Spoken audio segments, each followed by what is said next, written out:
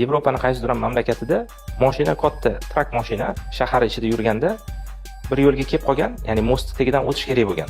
Lekin mostni balandligi bu trakka, ya'ni balandligidan pastroq bo'lgan va trak yuraman desa, unga mostga tiqilib qolgan.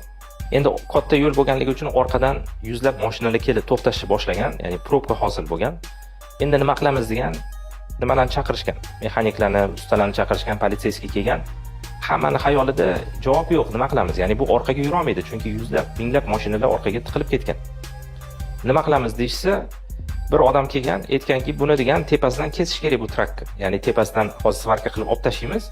Keyin mashina o'tib ketadi, mayli endi mashinaga ziyon yetadi, lekin mashinalar, ya'ni potok yurishni boshlaydi.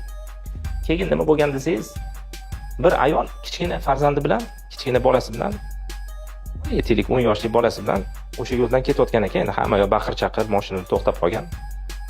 Keyin bu bolasi onasiga qarab so'ragan, "Ona nima bo'ldi?" desa, onasi aytganki, "Shunaqa degan, bu mashina tiqilib qoldi. Endi bu mashina tepasini kesishadi, chunki mashinalar orqaga yura olmaydi."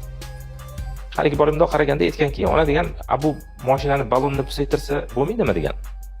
Onasi o'ylab qaraganda, borib haligi katta yoshlik o'sha yerda turgan odamlarga aytgan. Bu degan ballonni pusaytirsa, ya'ni bir 10-15 santimetrga kamayadi, ya'ni mashinani kesish shart emas, mashina o'tib ketadi. Shuni ideyani, ya'ni shu taklifni berganda katta yoshdagi odamlar o'sha yerda turganlar, politsiyskilar hammasi bir-biriga qarab qolgan. Olib qarasa to'g'ri fikr. Keyin borib ballonni pusaytirishgan. Mashina balloni pusaygandan keyin mashina o'tib ketgan, ya'ni mashinani kesish ham kerak bo'lmagan, mashinalarni ya'ni ovora qilish ham kerak bo'lmagan.